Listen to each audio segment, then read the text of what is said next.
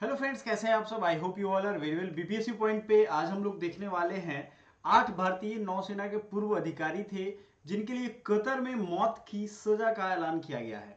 अब देखिए, ये जो वेस्टर्न कंट्रीज है या आप मिडिल ईस्ट ही कह लो, जैसा कि आप अभी देख रहे हो इजराइल और हमास का जो इजराइल फिलिस्तीन का जो विवाद चल रहा है उसी से संबंधित ये चीज है। लेकिन ये भारत के लिए हुआ है, भारत के लिए बहुत एक झटके वाली चीज है क्योंकि सब कुछ स्मूथली चल रहा था, अचानक इसी टाइम में ये ऐलान क्यों किया गया है इसको समझेंगे हर एक पक्षों को। और मैंने अपनी ग्रेजुएशन और पोस्ट ग्रेजुएशन दोनों बनारस हिंदू यूनिवर्सिटी से कंप्लीट की है। आपको कंप्लीट एनालिसिस दूंगा कि क्या यहाँ पे एग्जैक्टली कौन सी राजनीति चल रही है, क्या कौन सा एंगल है।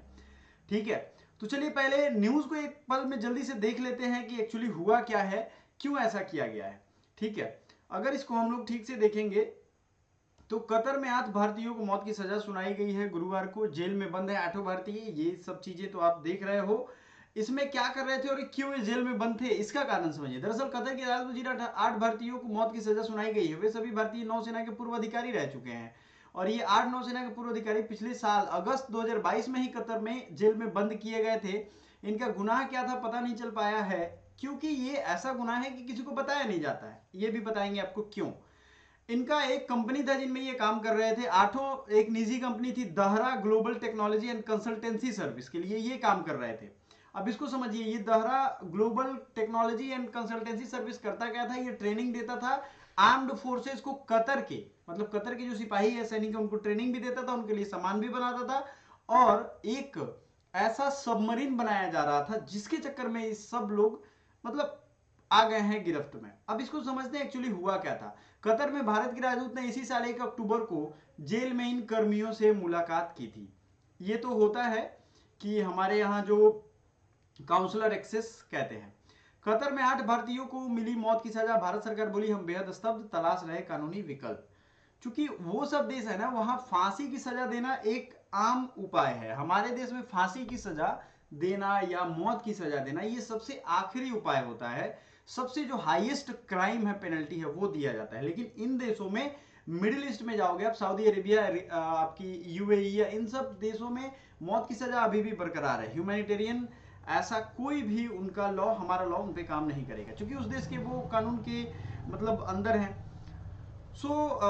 इन्होंने प्रथम दृष्टता अल दहरा कंपनी के 8 भर्तियों से जुड़े मामले में फैसला सुनाया। और इत्तेफाक की बात यह है कि इस कंपनी का जो चेयरमैन था उसको भी गिरफ्तार किया गया था, लेकिन उसे बाद में छोड़ दिया गया। ठीक है, विदेश मंत्रालय ने कहा है कि हम इस मामले को बहुत महत्व देते हैं, इस पर बारीकी से नजर रख रहे हैं, काउंसलर और कानूनी सहायता देना जारी रखेंगे।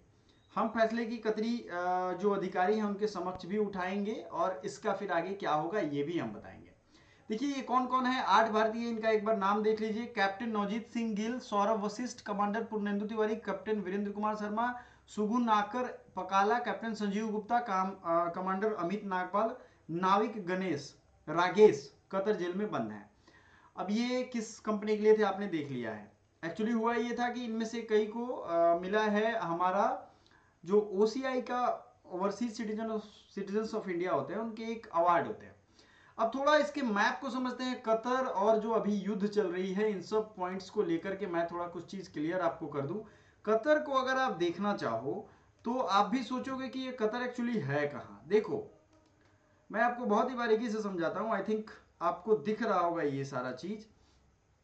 अगर आप कतर सर्च करोगे, बहुत ही छोटा सा देश है और ये एक ऐसा देश है जिसके 3 साइड से तो पानी ही है।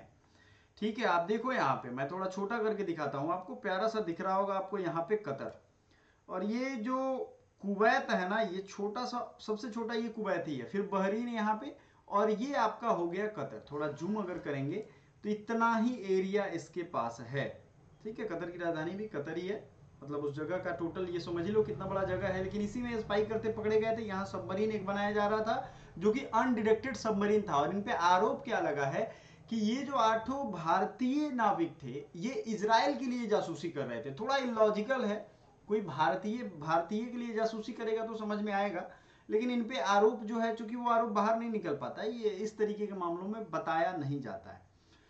तो इन पे आरोप क्या लगा कि ये इजराइल के लिए जासूसी कर रहे थे। इधर जो सैन्य ठिकाने हैं या सैन्य के जो डेवलपमेंट हैं, डिफेंस की प्रोक्योरमेंट हुआ, उनके रिसर्च एंड डेवलपमेंट हुआ, इन सब की बातें इजराइल को पहुंचा रहे थे। अब ये क्यों इजराइल को पहुंचा रहे थे, इनका जो कहना है, इजराइल आप समझ रहे हो इजराइल इनसे कितनी दूरी पे है। अब इजराइल वाला मामला आप देख ही रहे हो, और इजराइल आपका आ गया यहाँ पे। तो समझ लो ये पूरा इलाका अगर हम बात करें तो देख लो आप, ये दिख रहा है कतर, सऊदी अरेबिया हो गया, यहाँ जॉर्डन हो गया, ऊपर सीरिया, ये लेबनान, और ये छोटा सा इलाका हो गया इजराइल। तो ये सारे अरबियन पेनिनसुला के देश हैं, अरब कंट्रीज एक तरीके से कह लो, और ये सब इजराइल के ऑलमोस्ट खिलाफ रहते हैं। अब भारत चूंकि अपना स्टैंड क्लियर कर चुका है, अगर राजनयिक रूप से देखोगे आप तो पैलेस्टीन के साथ रहता है, मतलब फिलिस्तीन के साथ। भारत जब से आजाद हुआ है तब से नरेंद्र मोदी पहले पीएम थे जो इजराइल गए, और इन्हीं के टाइम में इजराइल के पीएम भी भारत आए थे। ये पहली बार हुआ है, इसके पहले कभी नहीं हुआ था। और पाकिस्तान के साथ कारगिल युद्ध में इजराइल ने बहुत ज्यादा हेल्प की थी, अपने इमरजेंसी के लिए जो उसने हथियार प्रिसाइज गाइडेड मिसाइल्स रखे थे वो तक भारत को दिए थे। ये रिश्ते आप समझ रहे हो। तो भारत पे कहीं ना कहीं प्रेशर बनाने के लिए आप देखो, ये सारे देश कई बार मिल के इजराइल को हराने की कोशिश कर चुके हैं, और जब इन लोगों ने देख लिया कि अब नहीं हार सकता है ये, तो ऐसे ऐसे तरीके अटैक में आते हैं। जैसे अभी आपको दिखा 20 मिनट में 5000 रॉकेट, ऐसा हमास का कहना था। अब ये हमास का आप समझोगे, ये गाजा स्ट्रिप हो गया, आपको यहाँ लाइन जो दिख रहा है राफा क्रॉसिंग है, जो आप सुनते होगे अभी न्यूज में, इजिप्ट के पास है ना। और ये सारा इलाका बाकी सब तो इजराइल ने कब्जा कर लिया है, ठीक है। और रॉकेट दागे गए, फिर इन पे प्रेशर बनाने के अलग अलग तरीके हैं। अब इसके बदले निगोशिएशन होगा, डील होगा कि आप प्रेशर बनाओ इजराइल पे, इनके भारत सरकार इनको छुड़ाने की कोशिश करेगी, तमाम सारी चीजें हो सकती हैं। क्या क्या संभावनाएं हैं इस पे अगर हम लोग गौर करें तो देखो, कोई भी देश का नागरिक, खास करके भारत जिस मोमेंटम में आज है, ऐसा तो नहीं होगा कि उनको फांसी या जो मौत की सजा है उसको पूर्ण करने दे, कुछ ना कुछ उसका रास्ता निकल के आएगा। क्योंकि 8 परिवारों का सवाल है, सिर्फ 8 लोगों की बात नहीं है। दूसरी है कि जासूसी किसी और देश के लिए करना, ये थोड़ा इलॉजिकल लगता है। जो भारतीय विदेश मंत्रालय है इसको अच्छे से हैंडल करेगी। अब देखिए, ये जितने भी देश हैं इसमें सऊदी अरेबिया अपना स्टैंड क्लियर कर चुका है। इराक और सीरिया की अगर हम बात करें तो ऐसा कुछ सीरियस देश वहां पे दिख नहीं रहा है। यहाँ जो सबसे खतरनाक एक देश है वो है ईरान, जो कि इजराइल का मतलब बहुत ही ज्यादा पुराना दुश्मन है, ठीक है। इस ईरान की इजराइल से हमेशा से रहती है, और यही का आतंकवादी सपोर्ट समर्थित ग्रुप जो है वो है हिजबुल्ला, और हिजबुल्ला को ईरान भी समर्थन करता है। इसी ईरान ने हमास को भी सारे रॉकेट्स वगैरह प्रोवाइड कराए थे, ऐसी रिपोर्ट है। अब मुद्दे की बात यह है कि ये छोटे छोटे देश जिनका रोल इसमें कुछ नहीं है, मतलब अब कतर देश को इजराइल से लड़ने के लिए नहीं जाना जाता है, ठीक है, लेकिन अब ये सब काम करके ये क्या करेंगे, दबाव बनाएंगे भारत जैसे देश पे कि आप बात करो, आप दबाव बनाओ उन पे, इजराइल पे, कि वो सिविलियंस पे अटैक करना बंद करे। वो इजराइल जो है वो बॉम्बार्डिंग कर रहा है जो उनके सेटलमेंट्स हैं हमास के, जहां उसे शक हो रहा है, और तकरीबन अभी तक 10,000 बम उसने गिरा दिए हैं, लेकिन वहां लोग मारे जा रहे हैं। ये तो एक चिंता का विषय है ही, है ना। बट जो वहां के टेररिस्ट हैं वो जमीन के नीचे टनल्स में छुप गए हैं। तो ये सारे अपनी सिचुएशंस हैं, ये इसी वजह से ये सब किया जा रहा है ड्रामा। और देखते हैं फिर इसमें क्या डेवलपमेंट होता है। आगे बढ़ने से पहले हम आपको बता दें, पाकिस्तान ने भी अभी यूनाइटेड नेशंस में फिलिस्तीन या आप गाजा पट्टी की स्थिति को कश्मीर से कंपैरिजन किया था। कल की बात है आई थिंक, उस पर भी हम डिटेल वीडियो लेकर के आएंगे कि उसमें क्या डेवलपमेंट हो रहा है। एकदम बेवकूफ़ी भरी हरकतें ये इस्लामिक देश जितने भी हैं ये इसमें से कुछ कर रहे हैं। पुराने दोस्त भी हैं कुछ इसमें से भारत के, और अच्छा खासा एक भारतीय आबादी, कतर, कुवैत, इन सब छोटे छोटे देशों को अगर आप देखोगे तो यहाँ पे आपको दिख जाएगा, ठीक है।